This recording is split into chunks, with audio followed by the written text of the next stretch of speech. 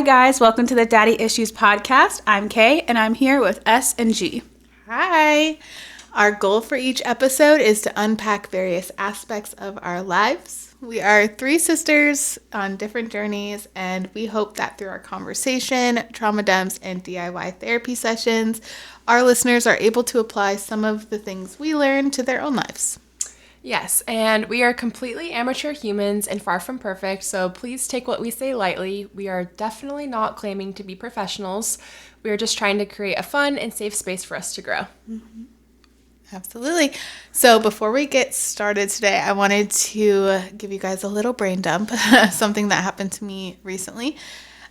So I like to do my grocery shopping at Aldi. Love Represent. I don't know why, but grocery stores are one of my triggers for anxiety. Anything like too big, I get overwhelmed. The options here suck too. Like, I'm not going to Kroger or Tom Thumb. Like, yeah. I always do grocery pickup. I can't go to stores but anymore. Even grocery pickup, sometimes they mess it up. So anyways, Aldi is like a nice, small, there's never more than like 10 people in the entire store. Yeah. And especially just since having my son, we can kind of go whatever, whether he's well behaved or not, it's kind of more intimate. They know me over there. But anyway, so one of the times that I went recently, a few weeks ago, they had those magnet tiles that are very popular for kids right now. Mm-hmm. And Mom mentioned she wanted some for the house. So I was like, okay, I'm going to run back to Aldi real quick. I had already been there earlier that day, but I was like, let me run back real quick and grab her some magnet tiles. So I didn't have my son with me. It was just me solo. But I ran back out of my normal schedule. And as I pull in, I see this mom and her son. He's maybe 3 or 4, and she's just having a time in the parking lot. I'm talking full meltdown. This kid is spread out on the ground, freaking out, and she is just distraught. Like, you can just tell she's not quite breaking down yet, but she is. I can just tell. I'm like, okay, how do I help? And I'm thinking in my head, I'm like, I have toys in this car. And I think I mentioned to you that the alien toy is gone, and this is the reason. Oh, no, I didn't know. I'm so sorry. Beloved IKEA alien. It's okay. Yes. It sounds like it went to a good cause. I thought I told you that it was gone. But okay, so this is the reason. So I see them like freaking out, and I was like, okay, I need to help. And so I grab the first toy I see, and I run over, and I'm like, hey, buddy. Like, I'm like acting like it's a little friend, and I'm just like trying to help. And that's when the mom just like starts sobbing. Oh. And I'm just like, trying to just show support and see if I can like calm him down a little bit. And she starts explaining she had just had surgery, breast surgery, and she can't pick him up. And like, he has super bad anxiety in public, and he did fine in the store, but as soon as they came outside, he freaked out and she can't pick him up. And she was literally in the process of calling her mom to drive from several towns over to come help her and save her. She was at a loss for what to do, just completely alone. And like, I've been there, like, not in that specific situation, but you know what I mean? Like, just feeling completely alone, and while all these people are just moving around you, just like minding their own business, and you feel so helpless. And as I'm trying to help, another mom comes up with her kids, and she's also hops in, and she's like, do you like trucks? Like, I love this. Yeah, so all of a sudden we're all helping, and so I kind of get him to calm down enough. We're walking towards the car. I feel too self-conscious to like pick him up, because I'm like, this isn't my kid. I don't want to like overstep. Yeah. But I'm like holding his hand, helping him to the car, and I just told her, like, if you ever want to hang out, I live in the area. And she's like, yes, take my number right now. And she messaged me after, and she's like, you have no idea like how badly I just needed you in that moment. You're freaking like so helpful and just like kind. And honestly, all of that aside, it was just nice to, I don't know, be the person that I sometimes hope for in those situations. Yeah, absolutely. And yeah, it was really cool. And I'm sad because my phone busted and I have no phone numbers anymore. I literally don't know her number anymore. Nope. Don't have her number. Yeah, super heartbreaking, but I just hope that wherever she is right now, I hope she knows that I'm sending all the love and patience and time and energy and vibes to her. I'm so, like, proud of you for stopping and helping. Yeah. Like, I'm not surprised at all that you did that. But it's so easy just to ignore the chaos that's going on around you at all times. So the fact that you stopped and helped like that, and there was obviously so much more to the story. The fact that she had just had surgery and couldn't pick him up. Just a reminder that I could see the mom guilt like flowing through her, that she just couldn't comfort her kid in that moment. I could just I'm tell. assuming he liked the alien. Yes, he was super grateful. I am so happy that the alien went to good use, for sure. I'm sorry that he was sacrificed, but I could not find anything else in the card. I was frantic. I was like, okay, this is a plushie. Like, he's going to love it. Like, let's just go get into the action. I'm so glad that it worked. Who knows? Maybe like you're in Aldi one day again, you guys look up and see each other across the aisle. Like a rom-com. I hope I run into them again. But yeah, super that's duper really sweet. And it was great. Yeah. Well, I feel like that kind of goes into our topic today. Yes. Relationship patterns, or like whether that's friendships or sometimes you romantic gotta put yourself relationships, out there, make new which friends. I am not good at all. But yeah, this week we're going to talk about relationship patterns because I think that we all approach relationships very differently. Yeah. Whether that's relationships with each other or romantic relationships, friendships, things like that. But yeah, we can start getting into it. I mean, if you guys want me to start or one of you guys can start, but I'll start. yeah. Okay, so I kind of broke this prompt down in the aspect of like marriage versus friendships versus family.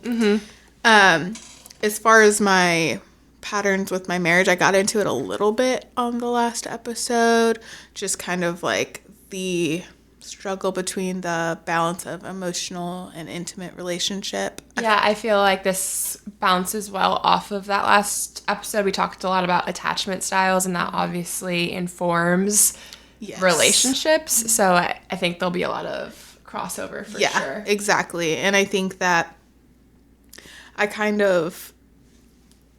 yo-yo between like not wanting to be a burden and like being needy.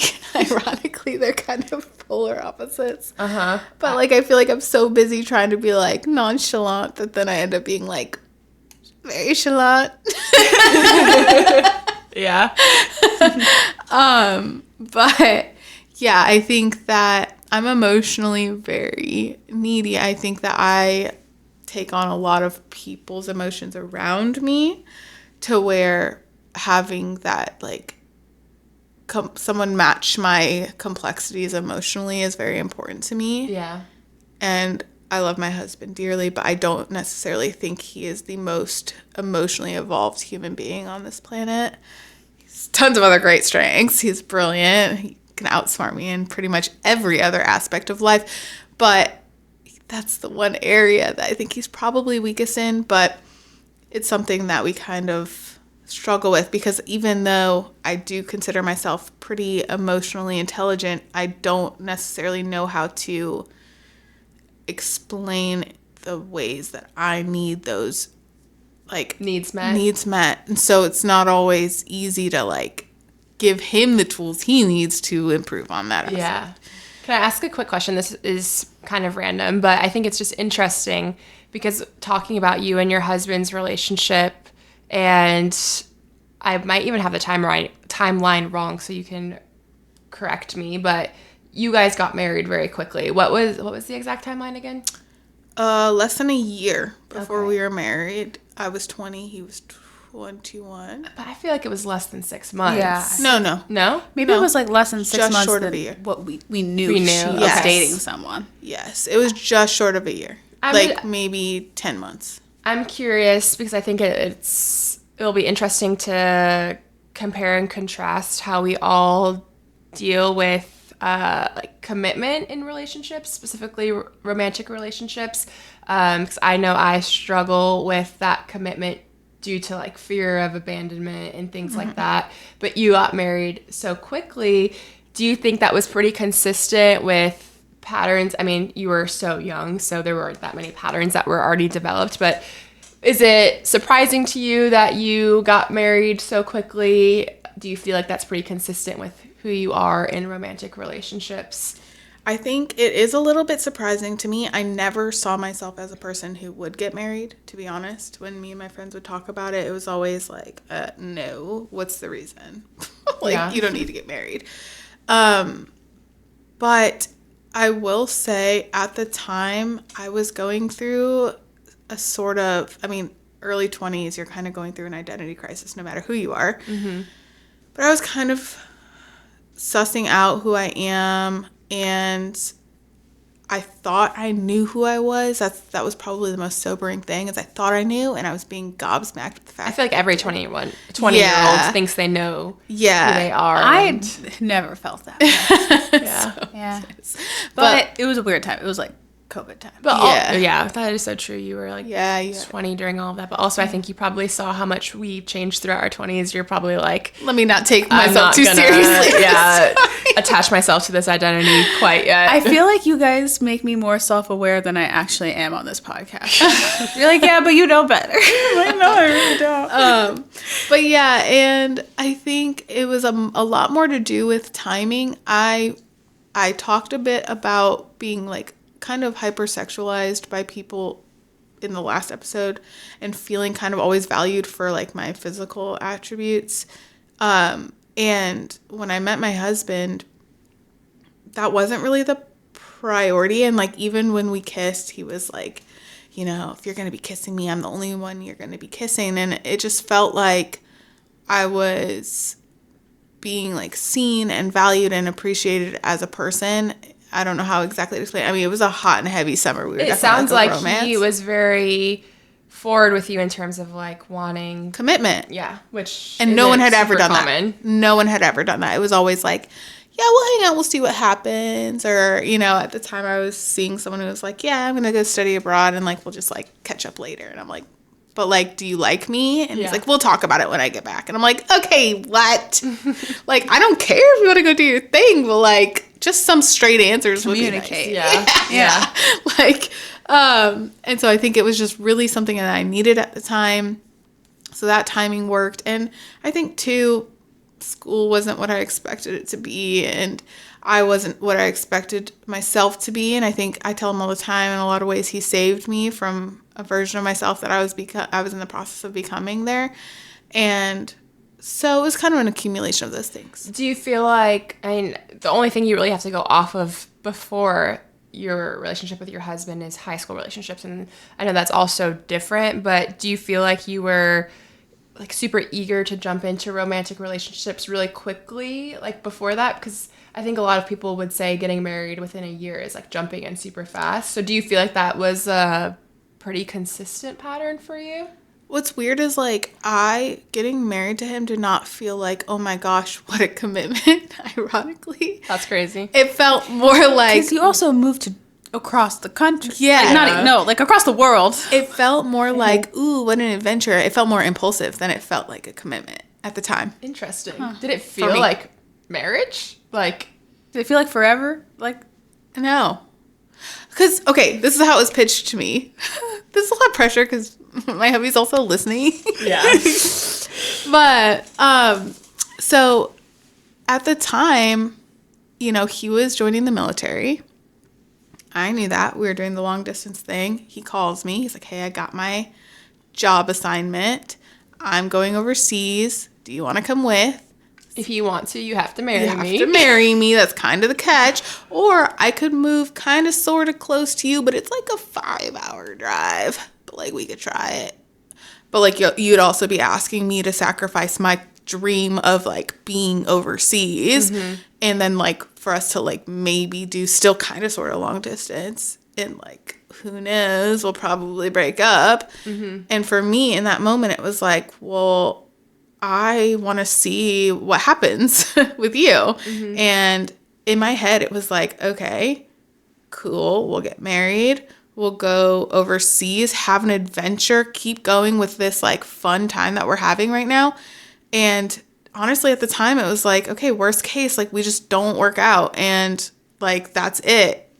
I think I don't because know. we've seen so many I think divorces so. throughout our life, it's like, And it wasn't even like divorce was the word in my head, because it just to me was like, we'll just break up. we're just gonna go on this adventure and see where it takes us. Maybe because it was just the two of you. Like, you didn't have kids and, like, a yeah, family. there was no other real stakes to So me. it's just like, it's just me that it would This is what affect. happens when you get married before your prefrontal cortex Correct. develops. I think You're that's not important to thinking know. about any of the consequences. I think that's very or- important to know. For me, it was like, you know, he also, I mean, to be fair, at the time, he was making like a lot of promises. He was excited. It was like, you're going to move out here. We're going to do this. We're going to do that. And it just sounded like a really good time. And to me, the like pros of potentially like having a really dope marriage and being with someone that I valued and getting to live overseas and do this together with him felt like a cool enough deal for the risk of like possibly not working out and then like Yeah. ending up where I am already. Yeah. Okay. Like, That's fair. who cares? Like, I don't know. That didn't Yeah. feel like that big of a deal to me. But no, in my head, it wasn't like, yes, commitment. It was like adventure. Okay, so Cool. you were seeing it. In a Let's go totally see what different lens. happens. Yeah, like let's fuck around and find out. Like whatever that may be. Yeah. Wow. And I think he'd mostly agree. I think he would even say that his proposal was not coming from a place of like, yay, commitment. It was coming from a place of like, I really don't want to break up, but like if we don't do this, like we're probably gonna. Yeah.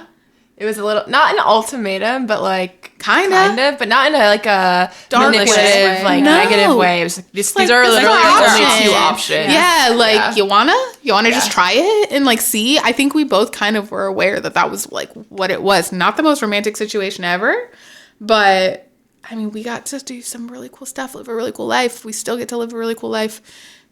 Yeah. I'm glad for the outcome, but definitely in my head was I like, oh yeah, 12 years down the line, we're going to be together.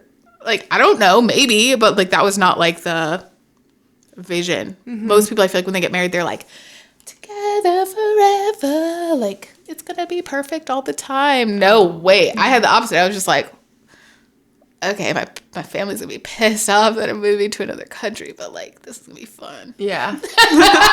I was worked. curious because I could never. I would never be able to do that. Like, marry someone within a year and then move across the world with them. And I think it comes from my commitment issues, and it's just very different from what I would ever be able to do. And I was wondering if that pattern or you doing that was consistent with like who you felt you were at that time. Yes, because I think I was very impulsive at the time. Yeah. Okay. I think I was very impulsive and I was very like just going for it. You weren't scared of the commitment. It didn't feel like. It didn't feel like commitment. Yeah. Okay. Yeah, I just feel like it's very different. In hindsight, like, yeah, it's a freaking legal document. That is a commitment. Yeah. But it didn't feel like that for me at the time. Yeah. I feel like I've always been very opposite. Even like, I remember, my dating throughout high school. Mom would ask me, like, are you and this guy is coming over every day to hang out with you? Like, are you guys dating? I'm like, no, we're not dating. I took so long to ever progress to the point to be like, oh yeah, we're boyfriend and girlfriend. Even in my relationship now, it took, what was it? A year. Like, year, I feel like it was a year and a half. A year and a half? Yeah, I think it was more so like a year and a half before I was willing to label it as being in a romantic relationship. And I like to blame it on the fact that it was because of like my previous relationship and how that ended and stuff. But looking back, I feel like I've always been like that. I've always taken a long time to feel comfortable attaching myself to someone or committing to someone. And I don't think I could ever have gotten married in a year, which is just so funny. But When I think about it now, it's like absolutely batshit crazy. yeah. And I would ask you too about it, but I mean, Absolutely the fuck not. I would not. I mean, I feel like I already know that answer for you, that you would never, you wouldn't even date. You won't date anyone anyway. So of course, yeah, you're not I won't gonna- even go on dates. I can't marry someone after a year. I feel like there'd be so much about that person I wouldn't know. And I wouldn't know how we worked together within a year, let alone going outside of the country and living with them. Yeah, but part of me feels like, getting married that quick, it just kind of forces you to figure out a way to meld with that person. Yeah, I mean, I think it was the two things. I think if we had just gotten married and stayed where we were, I don't know.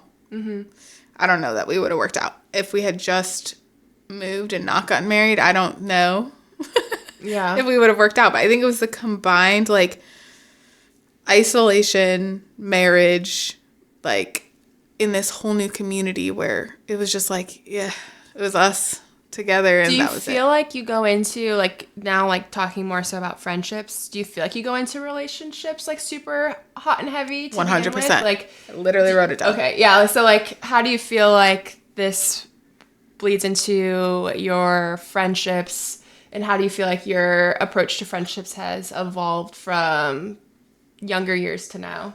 When I was younger, pretty much I would just go up to someone and be like, hey, you're my bestie. And then it was just like a sealed deal. Like, and I'm still best friends to them to this day. And I would say we're borderline codependent.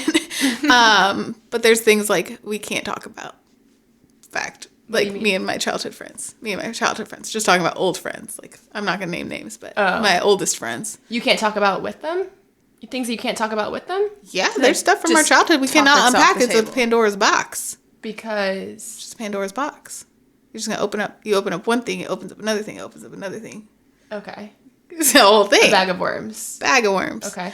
But when I approach new friends, I feel like I am very, very hot and heavy. It's like, okay, let's get straight to this point. Is this going to be a best friendship? What is this? Are we going to do this, like, for real? I, like, almost over communicate, put a lot of expectation out there. It puts a lot of pressure on people, and then they feel almost immediately insecure in the friendship, and they either try to What do you mean by insecure in the friendship? Like, I'll be like, hey, what's the problem? Do you have an issue? Or I'll want to talk it out, and not everybody's ready for that level of, like, realness, especially with someone new. And they tend to be like, no, everything's great, everything's so perfect, and then over time, they're like, oh, no, it wasn't. I feel like you're talking about something in particular. But, I mean, it's happened more than just once. I've had multiple friendships fall through that way since, like, being an adult. I feel like I'm just very straight and to the point. I've also now recently had a really great friendship that she meets me where I'm at. She has the same level of intensity, and honestly, we kind of just say it how it is all the time. There's not really any kind of, like, we have check-ins, like, both of us. Hey, just checking in. Am I taking advantage of this friendship? Let me know. Nope, we're good. Or, I could use a little more of this. Cool. Like, let's tune it up. And it goes both ways. I'm not the one always bringing up the conversation. That's just describing healthy communication.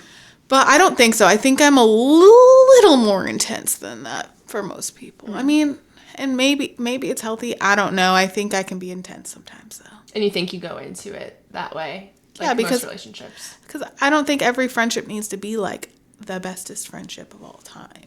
But I want to know quick, like, am I wasting my time here? Is this going to be something real? Because I have wasted my time, and we all know where that went. But, yeah, I just think that some people have an idea of what they want, and they put on a face, and then they realize they can't maintain it. And especially if I'm asking them to be forthcoming, eventually that's going to be exposed, and then just going to kind of... Yeah. But I think I literally wrote, new friends. I tend to overcompensate or overcommunicate. I have high expectations, which often leave new friends feeling insecure. I tend to cut people out when I feel wronged. So it's like a twofold, because when they do finally come forward, if they've been hemming and hawing for X amount of time, and then all of a sudden they want to be, like, confrontational, they want to get their whatever out in the open, then I'll just kind of shut down, and I'll just be like, you know what, actually, I'm kind of not worth done here.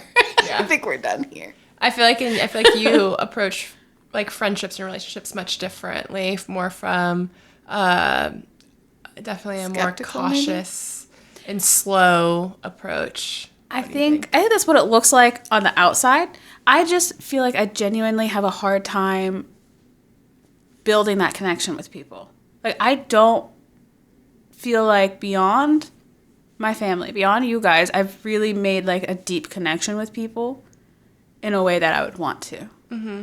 You know, like the way you were describing it may sound like you were saying it seemed maybe like too much or overbearing, but to me, I don't view it that way. Maybe it's because I know you so well. But like I think when making new friends, I want to have that deep, meaningful connection. I don't want to just like hang out with you just to fill my time because I don't really have a lot of time. Yeah. But I just don't know how to get there. You know, I feel like there's often times where in the family, I am the more reserved one. Mm-hmm. I am more quiet. On the podcast, if we were to count the minutes of the amount that we speak, I would probably have the least amount. Yeah. And I think that comes off to some people as like standoffish when you first meet them. And so because of that, I have a hard time connecting with people. So, like, the friendships you do have, like, why do you think those ones in particular have been successful? Like, with the friends that you feel like you do have a deep connection with? I can only say, outside of you guys, it's my childhood best friend that I would actually consider, like, a friend. And that happened when we were young and when you were kids. Like, when you were describing earlier, you would just, like, come up to someone and say, hi, like, we're besties when you're a kid. I feel like that's how a lot of young people make friends. I'll say young girls because I don't know about guys, but like I feel like that's how a lot of young girls make friends. You just come up to them and you're like, we're going to be friends now. Mm-hmm. And that's exactly what happened with me and my childhood friend. We were at theater practice and we just sat underneath a table and we talked, like literally underneath of a table. It was so strange, but like that's just how you made friends back then. Okay, wait. I want to hear how you met your childhood. I want to hear all the childhood best friend stories. Oh, yeah. Me and my childhood best friend, we met in middle school. And it's funny because we literally had to, it was a strict dress code. So basically a uniform. We could only wear certain colored polos, pants. It had to either be khaki or navy. And then shoes had to be solid, black, white, or brown. And we were wearing the same shoes. And we thought it was like, oh my gosh, we're wearing the same exact shoes, which there were probably not many options out there because we had a strict dress code. But we just got on about that. And then I think we ended up being like, we should have a sleepover. And she came and slept over. And yeah, then we've just been best friends since. That's so cute. What about you? My oldest, I'm going to say my oldest because I have two childhood best friends, but I'm going to say my oldest childhood best friend. We met in second grade, and she was the new kid, and she had beads in her hair and braids, and I thought she was from Jamaica or something, and I was like, welcome. She was like, oh my God. certainly not. Just say welcome. Welcome to this country. Oh my She's like, God. certainly not. So, first of all, start off on a microaggression. Not my greatest fucking... On accident, I was a second grader. Yeah, I mean, fair. But still, and then, like, at the time, me and some of the girls in second grade had a club, and it was, like, the Scrunchy Club. And one of the girls was like, you're new. You're not getting a scrunchie. And I was like, okay, but, like, I vibe with her. She's from Jamaica. Oh, my God. Probably. And so then, I'm just kidding. I just added that for humor. But anyways, I was like, I vibe with her. I don't know, something about her. And so I snuck her a scrunchie, and I was like, best friends forever. And so... That story actually reminds me. I got sent to the principal's office in kindergarten because I created a club and would only let certain people. I think you had to have the letter S in your name or something in order to be in the club. And I got sent to the principal's office for excluding people. Nice. Yeah. I can't believe I never got sent for excluding people. I was kind of like that. But no, to this day, if we're ever in a fight, I can send her a scrunchie and we're like, Gucci. That's funny. It's That's like funny. our That's really communication. cute. But anyways, I want to go back to your thing. But I love girlhood, and I just love that that's like how you can just like climb under a table or give a scrunchie or just have matching shoes, and you're just Just, like, like, life's Exactly. long. Like, okay, we're best Yeah. friends for life now.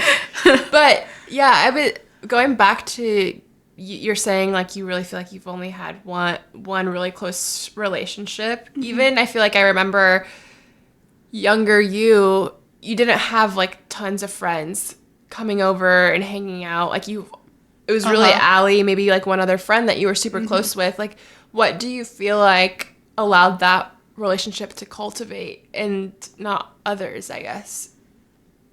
I feel like, honestly, I don't know. I think we're both just so good at checking in. She was the only other person that reached out to me. You know, I think we're both consistently checking in on each other. Like, we'll go, like, months where we don't chat, and then one of us will just be like, hey, love you, miss you, let's FaceTime this weekend. And then we'll talk for, like, 4 hours. But what about, like, when you were younger, when that first initial, because you say you have such a hard time forming deep connections with people. What do you feel like allowed you to form that deep connection with her? Because I feel like even back then, you guys were a part of, like, a group of girls, unless I'm mistaken. But I thought that you were, like, kind of like a clique. Four of you, I thought. There were 4 of you. Not really. Name drop, but I thought there were, like, I feel like from what I can remember, like, there was, like, a group, and she was friends with multiple people in the group, but you were mostly just friends with her. So, okay. I was always, we met in theater, right? I was always backup dancer, not getting any lead roles. And she, so talented, would always get, like, solos and parts with, like, speaking parts. So our rehearsals honestly didn't, like, overlap very much. But she became friends with, like, people who did have the same rehearsals as her and did have speaking roles. So I think, like, she was friends with them, but we were closer. And so, like, she would invite me when they came, but I wasn't really, like, close with them. Yeah, that makes sense. Yeah. Got it. So, back to my original question. What makes you feel like you were able, how were you able to form that close, intimate connection with her? What do you think, like, allowed for that? I have no idea. It just happened so... Thank you. That helped so much. I have the answer. No, it's just, it happened so young. Like, when you become friends and you don't question it, it's just you are friends. And then it stuck because we saw each other so often with rehearsals, you know? And then when I left the state that we were living in to move to a different one, I think she was the only one that really reached out to me. And so, like, you know, I would reach out to her too. We stayed connected, and we have so many similarities. I think, like, she's a lesbian, I'm pansexual. Like, I think that also kind of brought us closer together when she came out after I came out. And always, like, her family also was very kind to me sorry, I'm gonna cry. Oh, no. Kay's gonna cry? No, we'll cry. Oh, no. No, sorry. You're gonna cry after I say what I'm about to say. When our sister passed away, her family was very kind. It was something I think about often. I know, I think about it all the time, too. So it's her family as well that I feel very connected to. So I think that also is part of it. But I've always felt connected to her prior to that. But that is something very important. That, like, solidified the fact that you guys are lifers. Yeah, we're family. Well, yeah. I think even before that, like, the theater life that we had, that we cultivated, I mean, and it happening to you so much younger, like, I know I feel closer to my bestie from theater because I also feel tied to her family because all of our families were, like, part of the theater too. Yeah. That wasn't for me. And that happened to me in high school, so I can't even imagine that happening when you're in elementary school. Yeah. But I remember them opening their home to us. Yeah. And that will always stick with me too.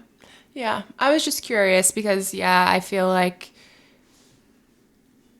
that friendship really stuck and you were able to develop a deep relationship with her. And I was just wondering if there was anything that, was unique about that situation that allowed that to happen, because I don't want this to come off sounding bad, but I just haven't seen that for you really with many other relationships besides that. Yeah, I think it kind of circles back to what I was talking about before, where, like, in our previous episode, where sometimes when I meet people and try to become friends, it just feels very forced. And I never felt that way with my childhood best friend. I think it might just be because we were so young,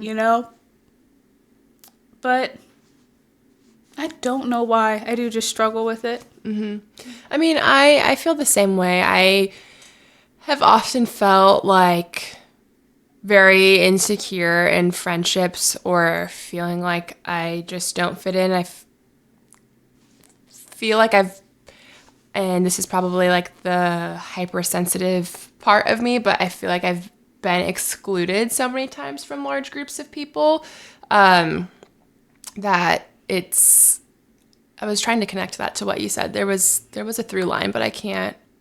Oh, you were just saying like you find it hard to connect with people. Yeah. And I feel like I've always been a quality over quantity type of friend person as well. I mean, I'm like here grilling you and asking you questions about that, but like I feel like I only have, a handful of really good friends. But I feel like I've just felt burned a couple of times from like group friendships, which has kind of deterred me from them. I remember, even going into college and, I joined a sorority, and at that point, 50, 75 new girls all coming together to like form friendships and friendship groups and things like that. And I just remember, trying to be a part of so many different subsets of groups within the sorority, and just feeling like I never found that click or that match. Yeah. And I would like feel like I made friends, and then all of a sudden I would see that group hanging out and like wasn't invited, and it really made me feel super insecure. And I start to question, like, am I not like fun enough? Like, why didn't they think to invite me? Yeah. Do they not want to be around me? Like, did I do something? So group friendships have always been super hard for me and have like never been my thing. And I even ran into it again in like PA school. And unfortunately, like PA school felt like another sorority. I felt like because it is majority female, and I think there are 3 or 4 males in our group of 75, 80 students. And you go into it and you obviously want to make friends going through this really difficult time of PA school together. And I feel like the same thing happened to me, where I tried to be a part of multiple friend groups and somehow like ended up getting excluded again. I remember I was a part of a lab group with a group of girls, and we talked about how we were going to like do a weekend getaway at this one girl had a ranch, and after we got done with finals, we were going to go do that. And then all of a sudden I look and like they all did it and I wasn't invited. And granted, like they were like a very religious group of people, and I think maybe they sensed that I wasn't.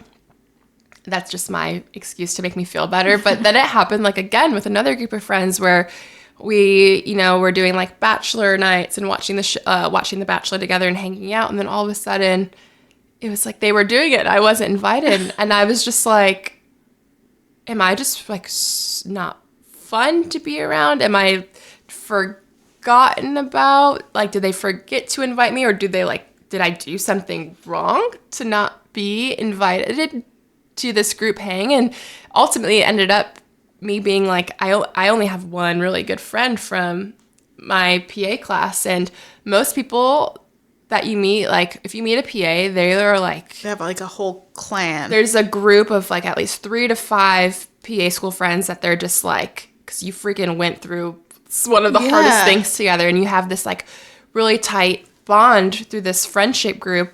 And it's funny, like I still in that time I gravitated towards, well, I didn't gravitate towards, I was forced into a situation of only having and she's still a really good friend now, like we work together, just having that one solid friendship. And to me it always goes back to like I have quality friendships over quantity, but sometimes it's hard because I feel like it's not necessarily by choice. Yeah, right? you're like it wasn't keeps happening, and I'm just like, do I suck or what? No, I'm glad you mentioned that, because it actually triggered, like, I started a new job, and the new hires were doing like this week-long like get to know you activities and like meetings and things like that. And the school is very strong on community, and so the activities were actually like very impactful, and I actually enjoyed doing them. And like one of them was talking about like core values for yourself, because usually when you go to a new school, you help like go over the core values of the school and like make updates to their mission statement. At least that's been my experience. Each year the teachers do that, but instead they're like, well, we've had a tradition of these being our core values for so many years. I want to know what are your own personal core values, and it's just like activities like that were like deep and meaningful.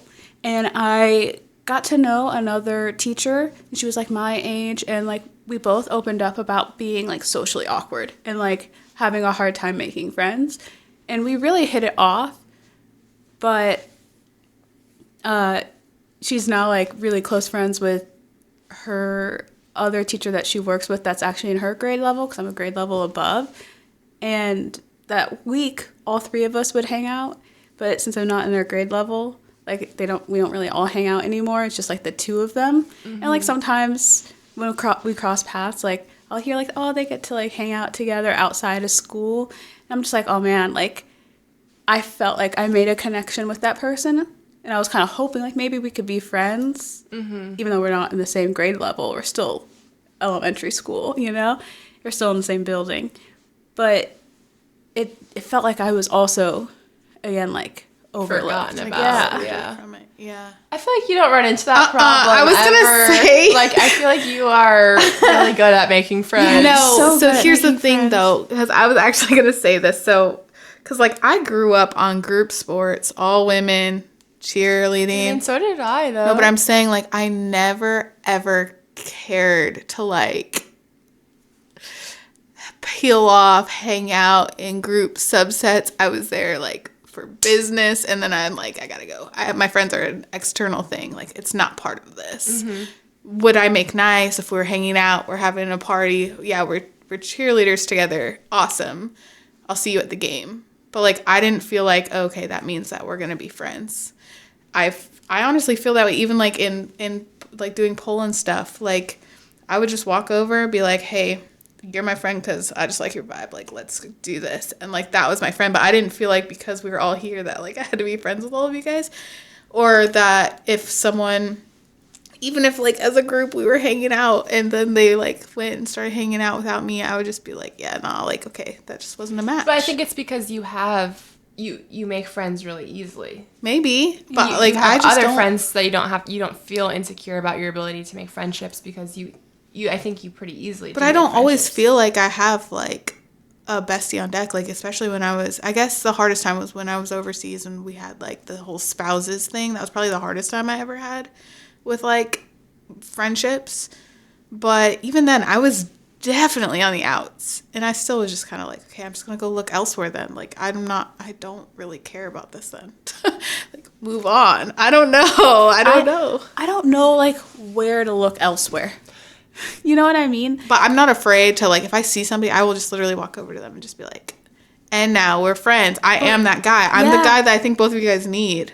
Yeah. Like, I'm the one that walks over and says, literally your opening story. And I think it's, yeah, that's true. I think it's maybe because you have been that person for us. I mean, I know specifically for me, I kind of I've given you a lot of friends through me. I've tagged along with you and your friends that, like, I never had to be that person. So, like, even still to this day, my childhood best friends are in town. They want to see you just as much as they want to see me. Yeah, but I feel like I've put myself out there in situations to make friends, and it's, like, not the same in terms of, I don't know, I've seen you make friends, especially in adulthood, and it's, like, clicks, and I feel like you do have like adult besties.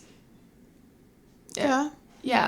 But I feel like I do have good I think you do friends. Too, but yeah, I don't know. I guess I don't know, but I just feel like I'm not afraid. Like, I guess it is the overbearingness. I think I like give people a hard. You don't give them an option to not be your friend. Is that what it is? Literally, no. Earlier you were saying like, oh, I always check in, make sure like I'm not like taking advantage of this friendship, and I was like, that sounds like healthy. I'm like, no, it's obnoxious. Like, we literally need a you to be. But I also just like, at the same time, I think something that you've also expressed, Kay, that like in those groups of friends, I've never really. It's weird because I've never really felt super connected to them. Like, it's not a loss. It's just. But I'm still offended that they don't want to be my friend. It's not like a loss of that person, but of a friendship that you wish you had. Yeah. It's not necessarily I wanted to be friends with that person. You know I just want a friendship. I just want friends. You know what I think it is? You know how you guys always tell me, like, oh, your instincts are so on. You can always tell what's about to happen, or you can tell, telephone, right? The woman standing outside, I could tell her vibe was weird. I knew something bad was happening in Rome. I can feel those things. I can feel those things about good things too. So the thing is not necessarily I'm like great at making friends. I'm just good at identifying like, you're worth my time. Bop, bop, bop, bop, bop. Hi, hello. Let's go. We're friends now. I don't have to go weed through like a bunch of crap to like find out whether or not you're worth my time. Does that make sense? Yes, but my problem is not weeding through people. It's like just building that connection in general. Like it just always feels I just like so kind of hold them down against their will. Just like, be my friend. I haven't met someone where I'm like, I would want to do that. Yeah, that's what I guess I mean is I can just identify when I can. Like Kai, I'm not gonna say her whole name, but we're in a pole class. You know, it was at a time where it was like 2 to a pole, and I literally walked up to her and I was like, hey, we're friends now. And I just kept doing that until she was just like, yeah, you know what, we are. And now, I mean, we're probably never gonna not know each other. Yeah. Still can message her to this day. We're just inseparable. But I don't know. I can tell. There's other people. There's people that I just pass by, and I'm just like, nah. Yeah. I think I definitely do relate to you a little bit more on this one. And it's like... It's because we're in the same Gen Z generation. No.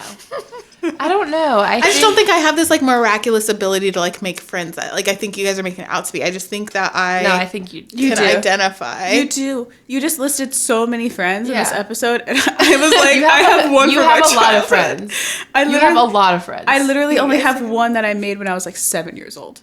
You have so many. I have a lot of friends. And it's not just like you have friends, you have strong friendships. I also have like friends from like my friends and then like my friends. Exactly. Because you have friends to get friends from your friends you can network. I can't network. Oh, yeah. Like, we don't have friends over here. Networking. But yes, yeah, I guess. There is, I mean, you have to acknowledge there's a very big difference, I feel like, in terms of like the friendships you have versus like, I feel like what we have. I feel like if you don't want to acknowledge that? Wait, you think yours are deeper than mine? No, I'm saying they're different. Oh, the quantity. Yeah. Oh, I thought you were about to throw shade on the quality of my friends. I was like, nah, I think my friends are great. That's what I'm saying. Like, that you're able to have, like, a large amount of high-quality friends. Yeah. And, like, if you look at the scale, I think that's, like, the high end of the scale. You're more medium than I think you give yourself credit for. Yeah. And then you got... I don't know. A lone friend over there. Yeah. I think that it probably... Super high quality, though. So high quality. For me, it probably goes back to, like, the last episode we had with the anxious attachment. Maybe I feel the need to, like, have a little bit more reassurance to feel like my friendships are deeper. And, like... Some people don't want to put that much, like, into a new friendship. Especially in adult friendships. Like, you're just not really doing that. But I just, like... I don't know. I feel like I'm, like, not thought about as a friend, like a go-to friend, like, oh, this would be fun, something fun that I want to do with Sonia. Let's invite her. I always feel like I'm the one initiating hangouts or doing something together. Yeah, but, like, earlier when I was saying I kind of let things roll off of me, like, okay, for instance, one of my good friends, I considered, like, truly a great friend. She lost her dog. She, like, puts out, like, APB, is that the right term? Whatever. Emergency. Lost my childhood dog. Need help. I'm like, cool, on my way. Drive out there. I'm hanging up signs. We're walking all over downtown Fort Worth. I mean, spent the entire afternoon doing this. And she looks at me. She goes, you're a really good friend. I just didn't know you were that good of a friend. And I was like, oh, okay. I just assumed that we were. Mm-hmm. Like, I thought we were this whole time. And she was just, like, shocked. She was just like, I just had no real idea that, like, you would show up for me like this. So that whole time I thought we were that quality of friend. I don't know. I just feel like, but I didn't take it. I'm just like, okay, well, I'm still going to show up for you. I'm still going to do this thing because guess what? We found her dog. And I still love her. And guess what? We are on completely different paths now. I don't necessarily agree with everything she's going through right now, and vice versa, I'm sure. But if she called me today, I'd go look for her dog again. So, like in the last episode, you mentioned like that you are more so on the side of being anxiously attached and like needing that reassurance and things like that. And you talked about it mostly in regard to your relationship with your husband. Do you not feel that way with like friendships? No, and I actually wrote, I think in the other one, I wrote that I actually don't feel like I don't feel as needy in my friendships or as like need to prove myself-y in my friendships or with you guys, honestly. It's really mostly in my romantic relationship. Maybe in some of my older childhood friendships, I feel a little bit more. The one toxic friendship that blew up that y'all know about, that one got a little messy. Yeah. But other than that, I don't really feel like you don't feel the need for like reassurance or anything like that? Not as much. I'm pretty comfortable. I feel like I show up for people the way I feel like I want to, at least that way. I don't always. But do you ever feel like then that's not reciprocated back for you? Sometimes. But it doesn't bother you? But more so in like my romantic life. So it doesn't bother you as much in like your friendships, and it never really has? Yeah. No. I think that's like the difference. But I do think I do have a lot of different friends I can go to for different stuff. That's so true. Exactly. So that's what happens when you have a lot of friends. So like if I'm like, I'm not really getting it here, like I can go over talk here to somebody else. I think that's or you have us. Mm-hmm. I think that's the difference. Like maybe when you don't have a large volume of friends, and then you run out of people to turn to, and then it feels a little bit more. What's the word I'm looking for? Just.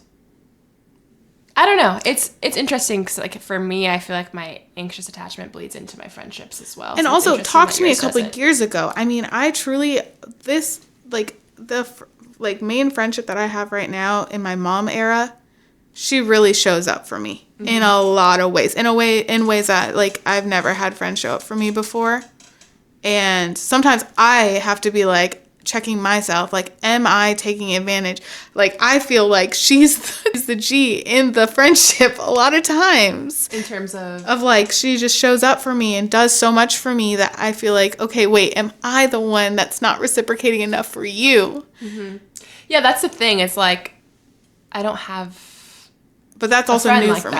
But that's new for me. So, like, I'm in my, like, I'm glowing right now because I have a friend that will literally have my back. Mm-hmm. And... like, yeah, so I'm like, okay, ask me 2 years ago. I would have probably been a different conversation. Yeah. That's true. You've hit the threshold of 30, so maybe that's you true. Feel a little bit different about it. But, yeah, I feel like I've always just struggled with the fact that I feel like I have a difficult time developing, like, close relationships with people outside of, like... But I will say, even, like, in high school, with the whole, I was a cheerleader, it's supposed to be cliquey and all that stuff, people would always be like, I don't understand you. You don't really look like a cheerleader outside of, like, your cheer uniform at the game day. Like, you're kind of, like, this weird enigma where I would just be kind of like, hey, what's up to anybody? Like, I was kind of a part of every little group. Mm-hmm. But never really, like, secured in a certain spot. I think the thing is, it feels like you put yourself out there to make friends and it works for you. And I feel like I've put myself out there to make friends and I feel like it's not worked. Yeah. So obviously that's going to lead to some level of, like... self-doubt. And insecurity, like about that. I don't know. Do you relate to that at all? I mean, somewhat. I don't try, I think, as often as you have. Mm-hmm. But I have tried more in the recent years, with, like, my coworkers...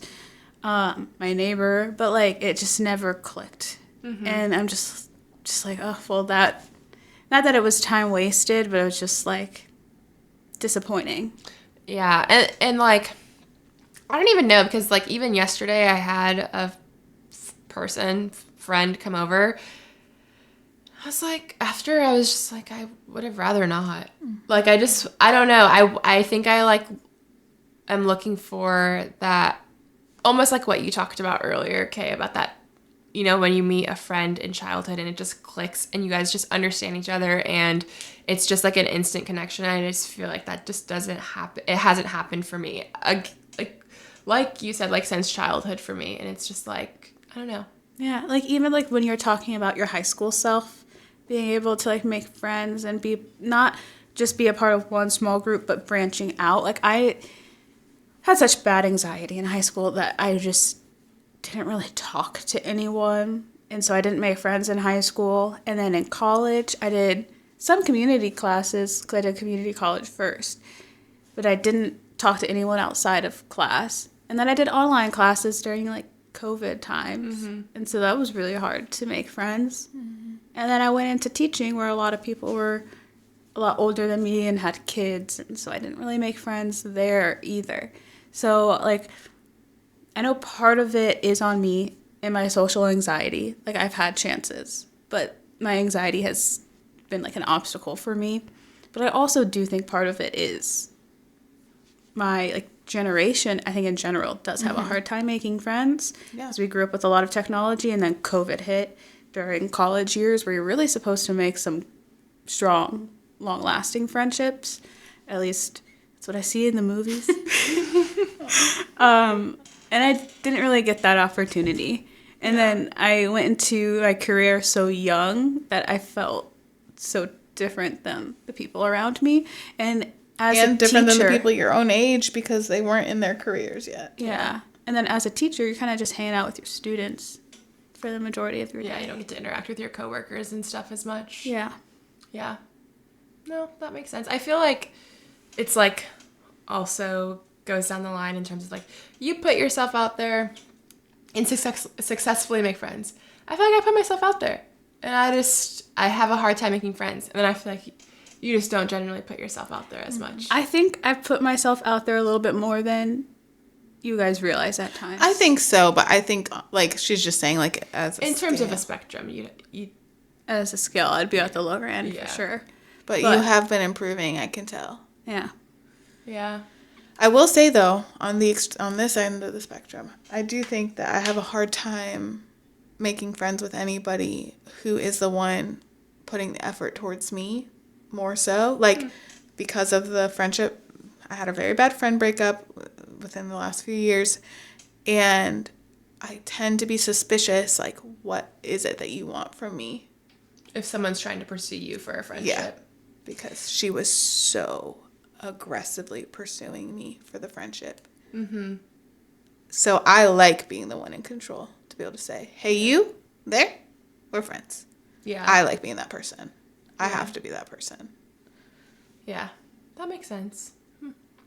Well, guys, we unpacked so much today. Yeah. Yeah. Should we get into some drama about other people? Yeah. Yes. I think we need a palate cleanser. Yeah, for sure. Okay, let's judge other people.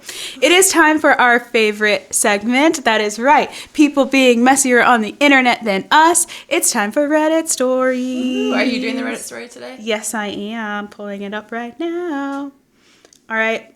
I think this will be a good palate cleanser for us to judge other people.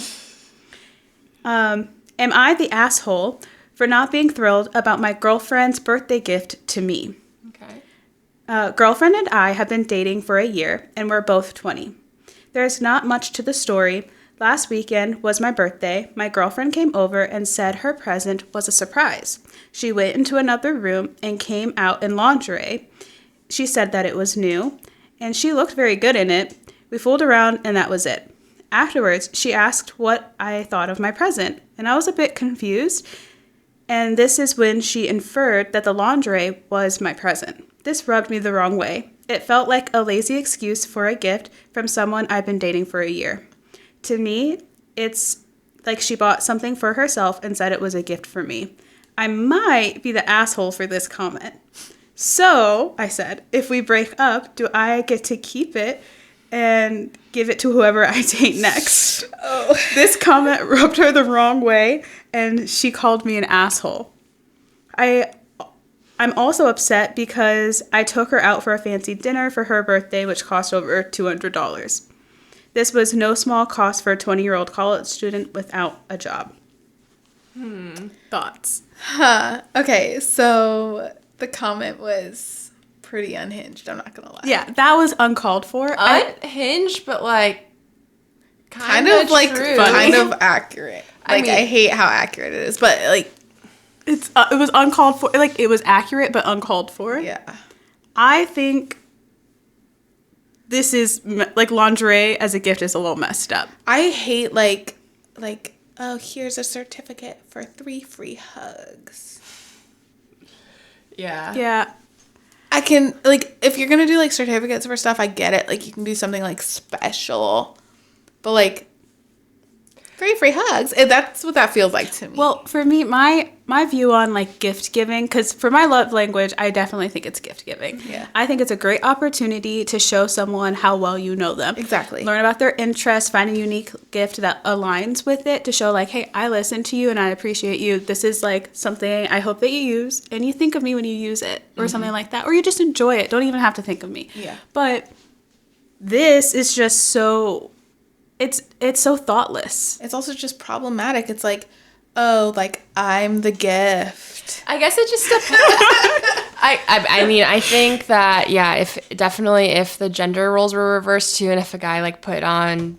Could you imagine like a banana hammock? This is your birthday present. I would have been like, what the fuck? Get the fuck out of here. But I think it depends on, like you're saying, when it comes to a gift and the level of like listening to someone express they want something and then doing that for them. Like, is there a chance that this guy has mentioned in the past, like, oh, I'd love to see you and like this type of lingerie and do this type of thing? Yeah, but I'm not getting that. Yeah, we don't know the full story, but if maybe this isn't that girl's thing. She doesn't like getting dressed up in lingerie and that kind of stuff. And she did it for him on his birthday because it's something he's expressed that he's liked or wanted to do in the past. Then, I mean, I could kind of see that she was like listening to his wants. I mean, I don't know if that's the case because we obviously only have, a small component of the story. But I mean, if that was the case, then I could maybe see that, but I think that there would have to be more to it than just that as well. I also don't love in this post him comparing gifts. I think that's a bad I don't love like I took her for dinner and so I deserve that amount of money spent. Like gifts should not be like based on money spent. It's an exchange, but it's not really an exchange. Yeah, of that type. I made that joke about like, oh, 3 certificate for 3 free hugs. Listen, I don't care if my partner for completely free draws a portrait of me and it's honestly like the ugliest version of me I've ever seen. If he sat there and he poured his heart out and he was vulnerable and that was like something that he did for me, that would mean so much to me. Like, still free, is same thing as writing, like, 3 free hugs on a piece of paper. But to me, the meaning means more. That you can't just, like, assign a dollar value to, like, a gift. That's yeah, exactly. Because who even knows, like, okay, he went and spent $200 on a dinner, but was it somewhere she wanted to go? Yeah, you could have taken her somewhere way cheaper and maybe it would have been better or whatever. Yeah, so I think that direct comparison is definitely not a good thing to do. It's only going to set you up for, like, disappointment or frustration. But I do think it's a slippery slope and kind of problematic to buy something to put on like yourself and say this is a gift for you. Like, imagine it was just a dress. Like, oh, I put this ball gown on and we're gonna go out for an evening out. That's your gift. I think that would be also problematic. You know what I mean? Like, because it's lingerie or because it's like spicy, somehow that becomes more of a gift. It's because like he got sex after it became a gift. Yeah, that's weird. Yeah, I think the only way that I could like maybe see it is if he's expressed that it's something he's wanted in the past. And if he did, he wouldn't be writing this post. Maybe if he's a sane. He's also, they're both 20 years old. That's true. Yeah. Yeah, I think it sounds to me from like what he's saying from writing that is he didn't feel like seen or heard in terms of what he would want for his special day or his birthday. So but I stand by saying if I take that lingerie, do I get that lingerie in a breakup? So I kind of think it's funny that he said that. I don't. I mean, it strikes the chord of the point. Yeah, I think at what cost? I think in the heat of the moment, he probably said it, and it was probably with a very asshole tone. What would have been the healthy, better way for him to express his disappointment? I don't feel seen with this gift. I feel like you get more out of this gift than I do. Do I get a chance to wear it myself? Yeah, I guess it would be like him saying, Because not all gifts are tangible, so it's not fair to be like, do I get to keep it and take it for elsewhere? You know, not all gifts are tangible, so I get that part. Yeah. But it's slippery. It's slippery. Yeah. It's confusing. It's not a real gift. No. And if, listen, like, you can't be mad. Like, you can't, I don't know. I feel like you can be mad at that comment. I think you can't be mad at that comment. I think it's funny as an observer. Yes, as a partner, but I in would the be moment, pissed off. If I'm wearing lingerie, I would feel insecure. Yeah. But, like, he was also I think especially if, like, she thought she was doing it for him. Yeah. Because, I mean, I've been in that moment before, getting all, you know, sexied up and thinking, like, oh, you're going to really appreciate this. And they usually do. Yeah. But, like, I just feel I don't know how I would respond if they were like, what kind of freaking gift is this? Yeah, I'd be like, I feel like just you're wearing something so vulnerable and it, like, exposing anything that's not, like, intimate and sexy in that moment. If that's not being said to you, it's going to taken wrong. Yeah, you're like, you're so vulnerable and exposed. But yeah, I think it depends on her intention too. Like, part of me feels like she really thought she was doing something that he would want. Yeah. But it's almost like borderline kind of refreshing that he's like, that is not a gift to me.